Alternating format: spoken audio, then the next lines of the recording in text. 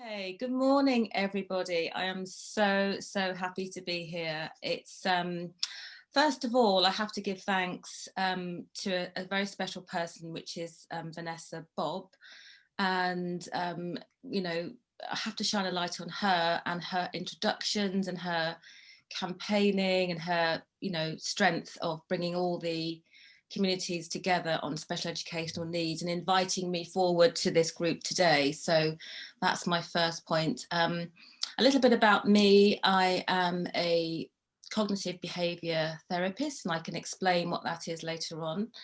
I'm a ADHD and autism trainer, and a writer and a poet. And you're very right, I did complete my book, Sending the Clowns. I managed to get it finished and out into the world this year. So it was quite a hectic experience, but after many years of research and writing, it feels particularly important to get that book out there at this particular time when so many families are having difficulties. So yeah, and I'm happy to talk to you all today, and I'm looking forward to my conversation with Mike.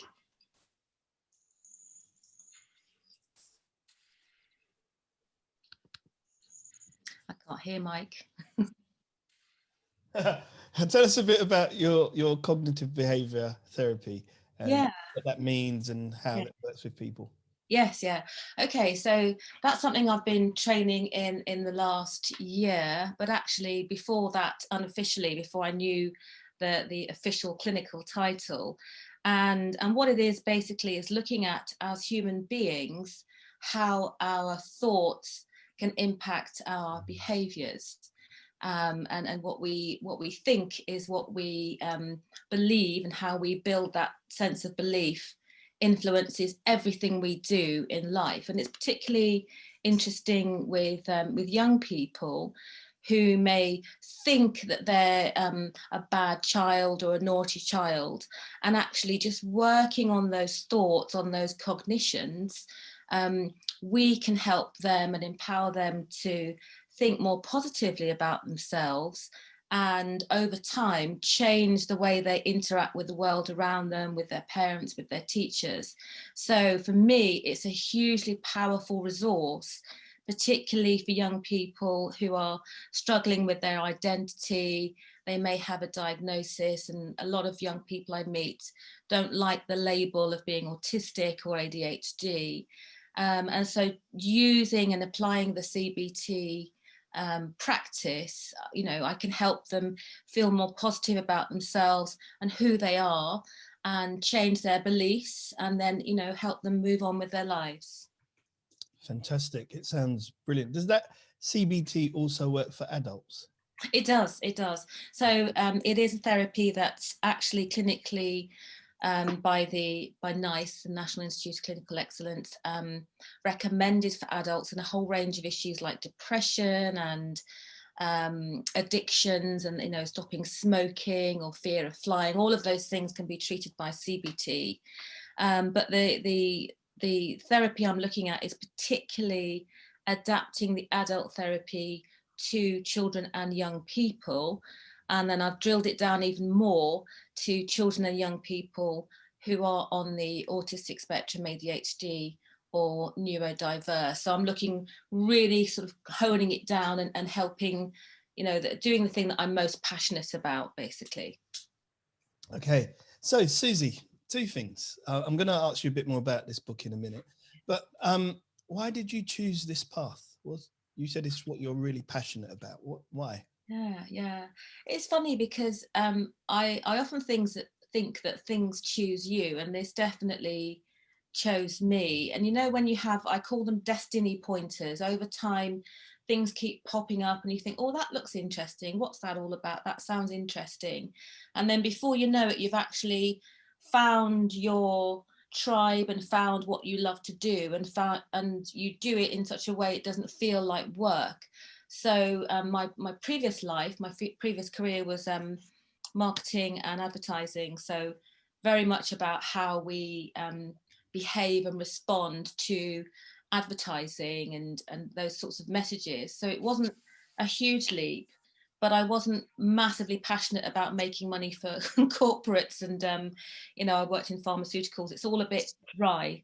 And I've always been very much about the healing therapies. And before that, I trained as a reflexologist.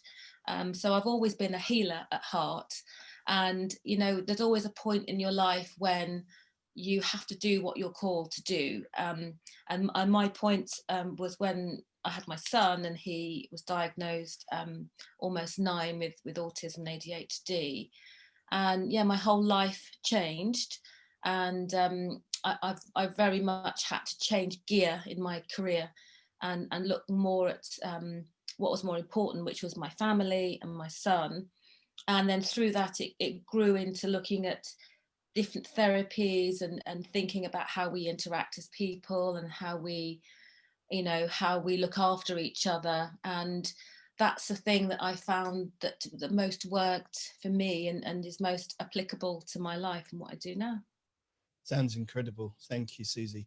So tell us again about this book. What Sending the Clown, what does that mean, and why? Yeah. Interesting title. Okay.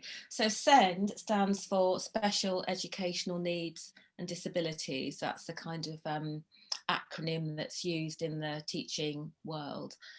And a lot of you who are online, I've seen a couple of familiar faces, will know that young people with autism in particular will mask how they're feeling to cope with how they're feeling. They'll hide behind a mask, they'll pretend they're okay, and actually they're not okay at all. They're really stressed, they don't understand what's going on, they don't fit in, they can't make friends. And for me, the whole concept of wearing a mask and hiding behind a mask, and it happens the same way when people are depressed. And again, people say, well, I never knew he was depressed, or how we didn't know, and they looked fine or sounded fine. So that whole idea of hiding behind a mask really sort of made an impact on me. And how clowns are, they're kind of, jolly and rough and tumble, but there's something for me kind of sad about clowns. And then also the concept of in school, if you're the class clown, you're the one making everyone laugh and everyone's looking at you, and you're the life and soul of the party. And a lot of kids with ADHD and autism can fit that role, particularly boys. Girls mask in a different way. And actually behind all that behaviour and acting up, they're really sad, they're really confused, and they're really upset. So for me, that was just the mixing of all of those ideas. It's fascinating, Suzy. It's fascinating. There's two more things. I'm always going to have a few more things to say. That's how I am. The first thing you said is your world changed when your son was diagnosed. What did you notice?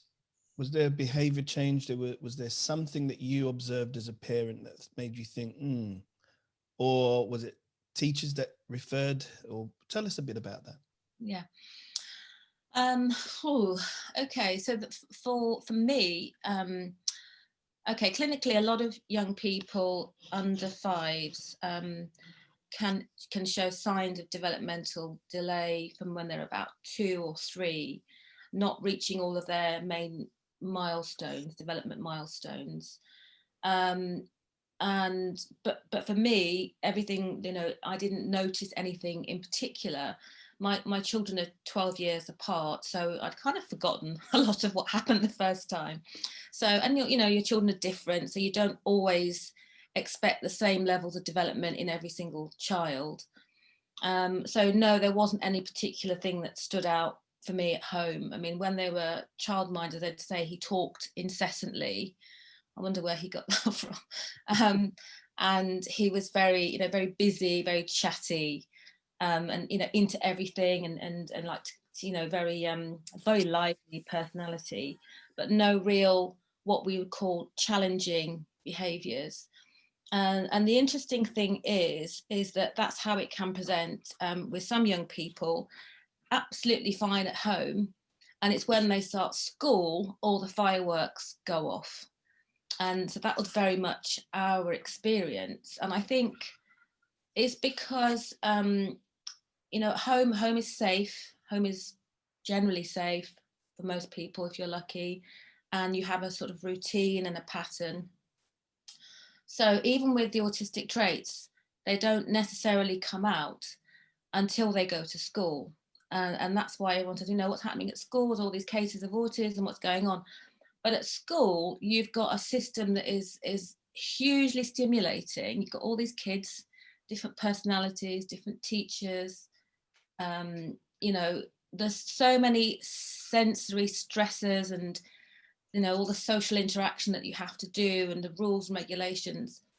All of a sudden, everything that you could manage at home, and this is what we found, was completely unmanageable at school. I mean, completely, you know, he freaked out, completely freaked out. You know, not behaviours they told me, it alarmed me. I'd never imagined that my child could be doing those things at school. So it was quite scary actually to be confronted with a version of him that I didn't recognise. Suzy, it's fascinating. It appears that whilst these symptoms have been diagnosed around, 60 years ago, 70 years ago, it just seemed that it was in the 90s, maybe 2000-ish era, that people started to really hear about autism and ADHD. Could you tell us what it is? Yes. So it's very difficult to sum up in a sentence or two, but I'll do my best based on my experience and my knowledge.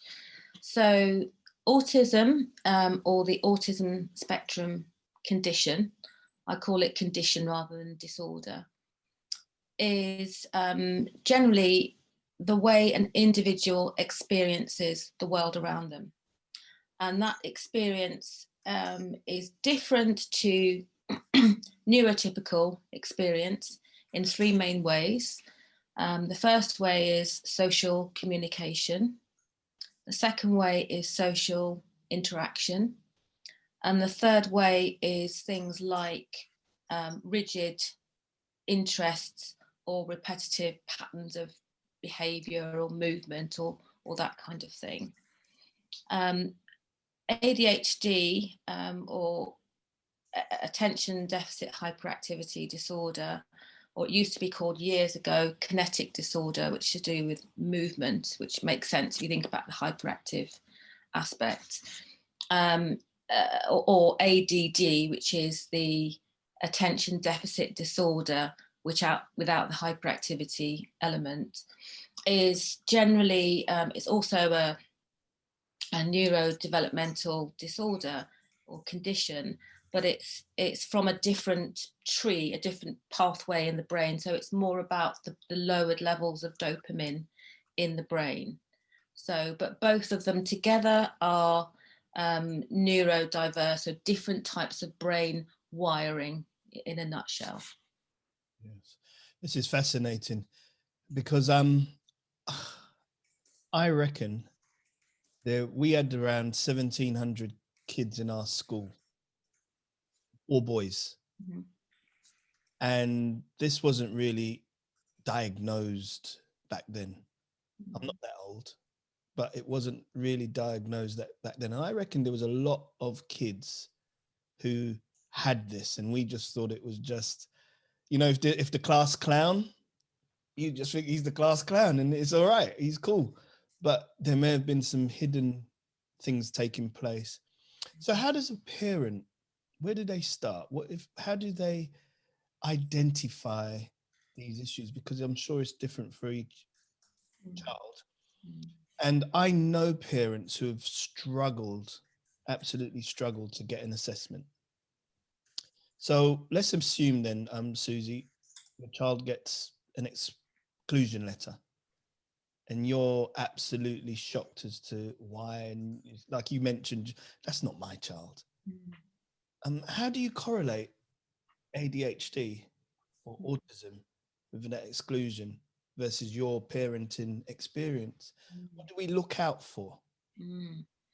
That's a really good question. I mean, I've got a whole chapter in the book devoted to that, what to do if you get the exclusion letter, because it is a shock.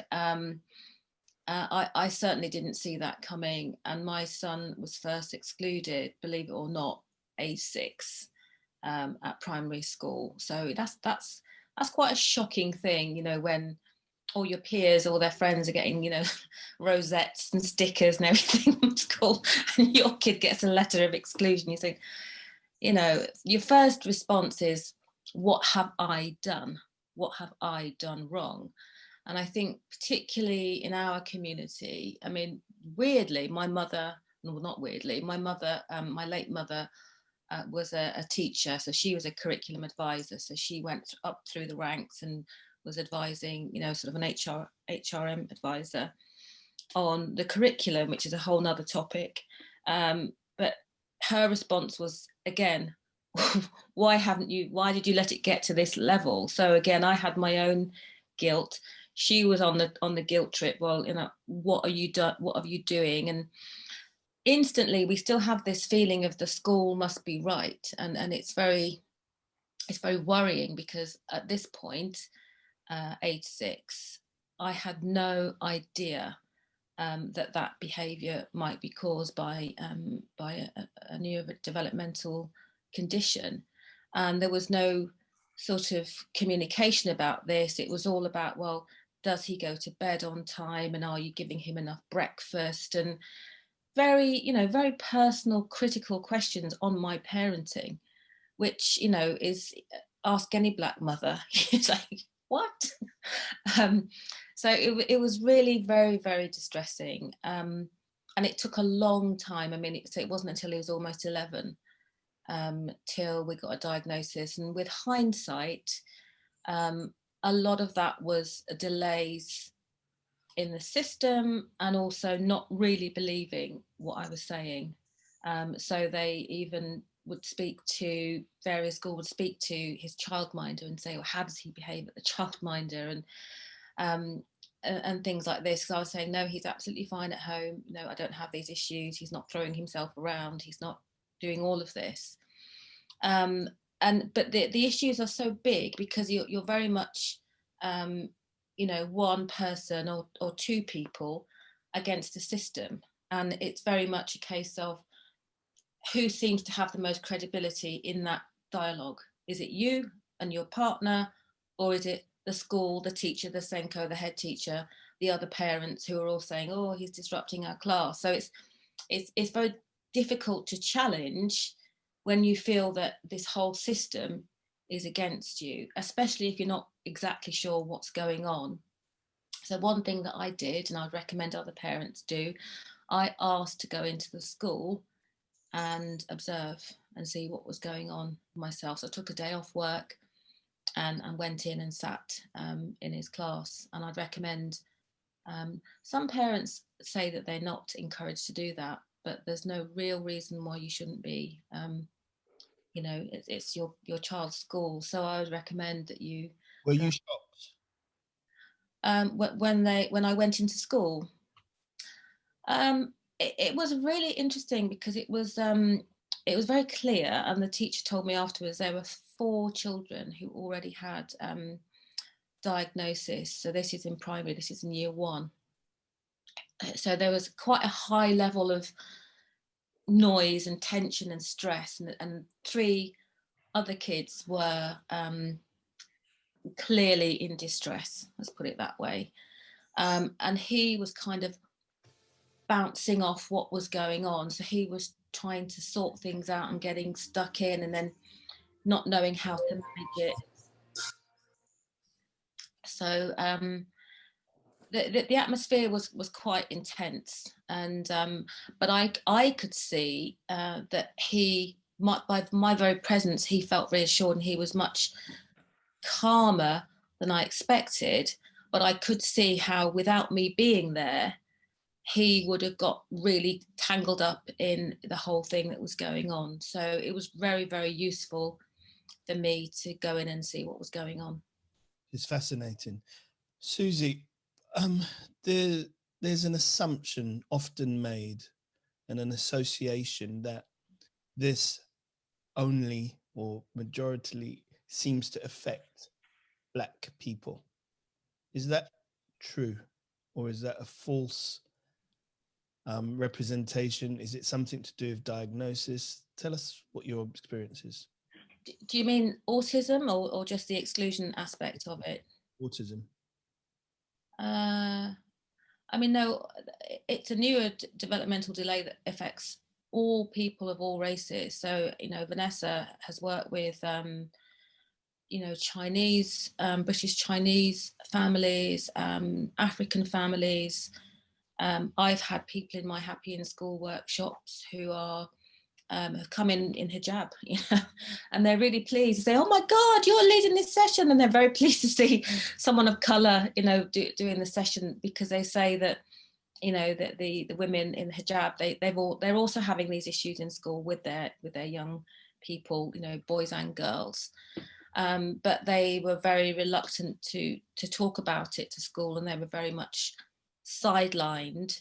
So it's certainly something that affects all races and cultures, in my experience. And unfortunately, the white families that come to me have similar issues, but the differences I see are that they tend to have had a diagnosis much earlier. So sometimes before their child while they're just going into primary school, or even before, when they're at nursery or whatever. Whereas the diagnosis for the Black African Caribbean families I see tend to come a bit later, but it's all varied. And also the white families I see tend to have the same issues with getting assessments, diagnosis, and the same fight and the same struggle. But they tend to have less of the exclusion element in comparison to the Caribbean African Black families I see. So that's just my experience. I mean, I have worked with a lot of families, and I'd be happy to hear other people's experiences. I'm saying, once someone is, let's use the word lucky enough to get diagnosed, is there a support system that follows that diagnosis, or are they just left to their own devices? I think it depends on the family. I think it depends on the area that you live. I think for me, as I said, when my son was diagnosed in 2008, and then my daughter 2017, 2018, I would say I can't see any difference. All I can say is more information out there. You're just left on your own. And I think you've seen how I've been constantly on social media asking for help. I did say on one presentation, as a Black mother, I felt that in the Black community, I went for help. I was told not to accept the label. It was Black professionals that were more against me accepting it. But then when I was in the white community, I got the support, but it was the cultural perspective that I felt I was not being understood. We can talk about discipline in the family home is very different. So it's obviously from some white families. And then when I was with the Asian community, it was sort of like, don't go there, don't talk about it, because so every community I've been with, it's very different. But when you come to what you asked, support is, even 2020 in COVID, I think I'm still like I'm in 2008, and that's being really honest. It's a lot of smoke screens, there's a lot of gaslighting in, there's a lot of lies, and nobody's telling the truth. And I think I'm so glad that you've got Suzy, because Suzy's coming from a different perspective, and it's not from Vanessa Bobb, it's now Suzy Rowland, who's now coming from a professional background as well as campaigning for inclusion of what I went through with my children. That's interesting. Thank you, Vanessa. So, Suzy, what can be done? Yes. How long have you got? I mean, I think certainly I just want to go back to your point you made earlier on about the exclusions and the neurodiversity and all of the the issues that become merged and mixed and very complicated. And I think that I've done the research from the Department for Education, and there is again a whole chapter in my book about the issues around Black boys and exclusion. And if you look at the DFE data, young children of all races who have, in fact, autism and ADHD are the most conditions of all special educational needs that triggers an exclusion. you can have anything else, but those two, because they are neurodiverse, neurodevelopmental, and they affect the brain and behaviour, they're the two that get kids chucked out of school. Black kids most of all, along with Gypsy and Roma families, but next to them, any other child that has those conditions already has their future prospects impaired by their neurodevelopmental condition, because the schools just cannot manage children that have behaviour that apparently pushes the boundaries. They can't manage it. The schools aren't designed for that. And I watched Small Axe last night, the education one, where the young boy, he's 12 and he goes to secondary school and he has dyslexia. And then he gets taken out of his mainstream school and put into a school for the educationally subnormal. I mean, this is what happened. It's not that long ago. And mainstream schools, the thrust, the policy is around inclusion in schools. We hear a lot about inclusion, and it's a really interesting debate to have, because some autistic families say inclusion doesn't work. At the end of the day, it doesn't work because all our kids are being chucked out of school. They underperform. We have to fight for the the support. We have to fight for the classroom support, the reasonable adjustments. It's a fight. Some parents say it's not working. Yet on the other hand, you say our schools need to be inclusive. We need to include all children of all faiths, of all types and shapes and colours. We need to make sure we can meet the needs of all of our school population. And part of me thinks, actually, yes, of course we should, and we should make it, an inclusive, like a sort of a nirvana of how it should be. A whole society should include everybody, and everyone should have their needs met according to what they are.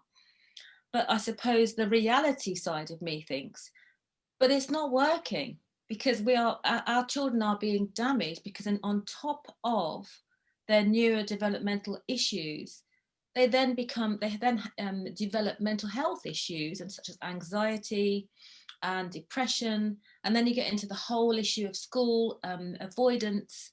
They just don't want to go. It's too difficult. Then they just drop off the radar. So I think that the issue, in terms of what needs to be done, I think parents have to decide for themselves. Am I prepared to take the risk of the things going wrong in a mainstream school? Have I got the knowledge to fight the school and the local authority to get his or her needs met? Am I prepared to give up my job? Lots of parents I meet have had to give up their jobs because supporting their children in school, getting an education that they are entitled to, becomes a full-time job. Okay, and that is how demanding it is. That's why I wrote this thing. It took me 5-6 years to pull together, because there were many times when I thought, it is so complicated, it is so difficult to even put it down on paper, that you think, how on earth do we expect everyday people to navigate this level of complexity? It's very, very challenging. But on the other hand, my other audience, as well as parents, is educators and policymakers. And I don't think there's a simple answer at the moment, but I think that during COVID, two things came up from my networks. A lot of kids that have had issues with anxiety, self-harm, not wanting to go to school because they can't make friends or they get bullied, etc. A lot of those kids did really well being at home. They didn't have to deal with that level of stress and anxiety, and also, the criticism, even from teachers, well, can't you just sit down and keep yourself quiet? Well, actually, if I've got ADHD, no, I can't. So they've done quite well. Other children who are have a different profile, they might be more on the autistic spectrum, autistic traits. They've really missed the routine. They've missed the support they get.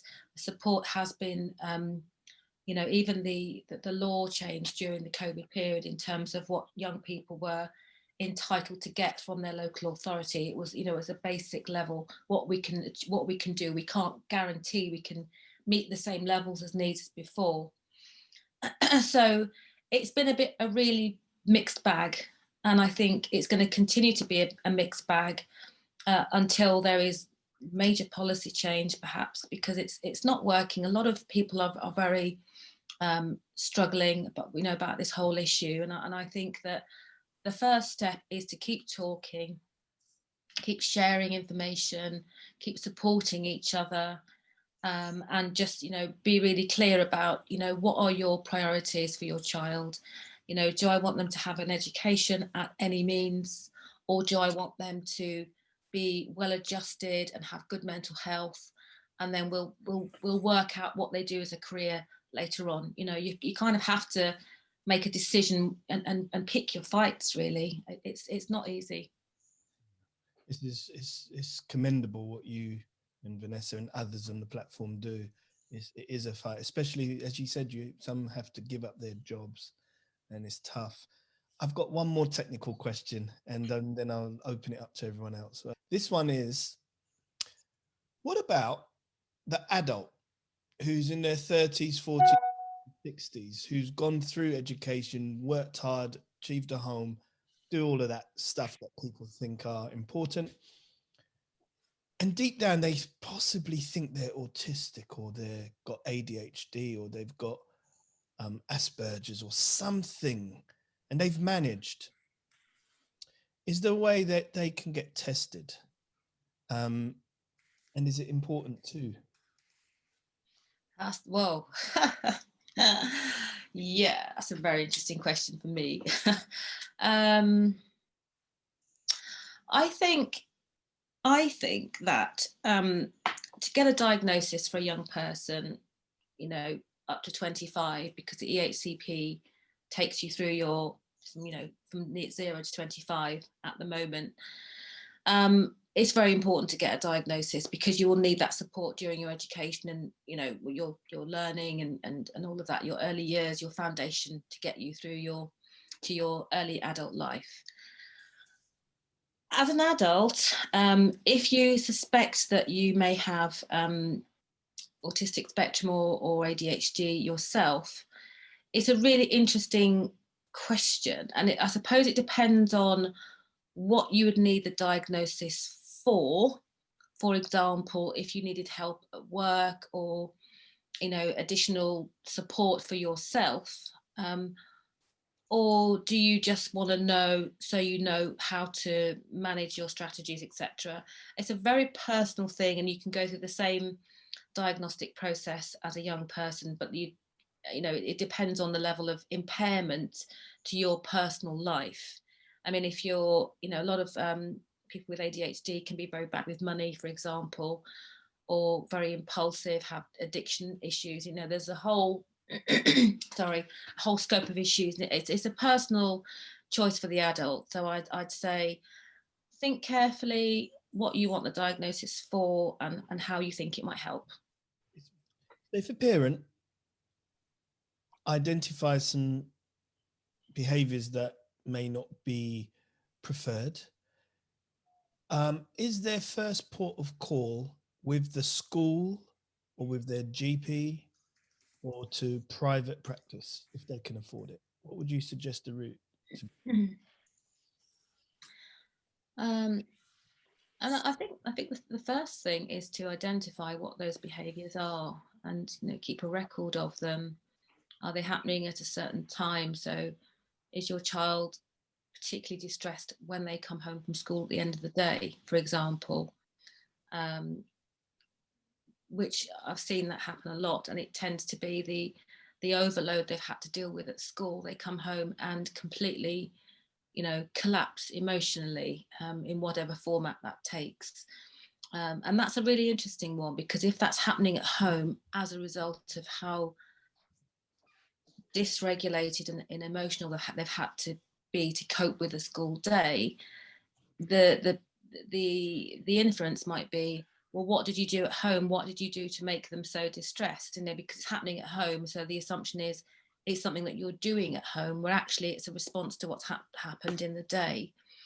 So I think with all these things, you need to keep detailed notes of times and what's happening, and try and communicate with your child to get their take on it in whatever format that takes. And I wouldn't recommend when they come in and start sort of, how was your day? What happened? Did you speak to anyone? Did you get bullied? You know, just find a way to do it that's that doesn't add to their stress.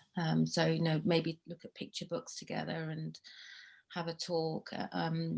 You know, what works well with some families is having a little toy and saying, well, why don't you tell Thomas, or why don't you tell Teddy what happened today, or what made you upset? And because it's not directly to you, they will talk to that teddy or toy.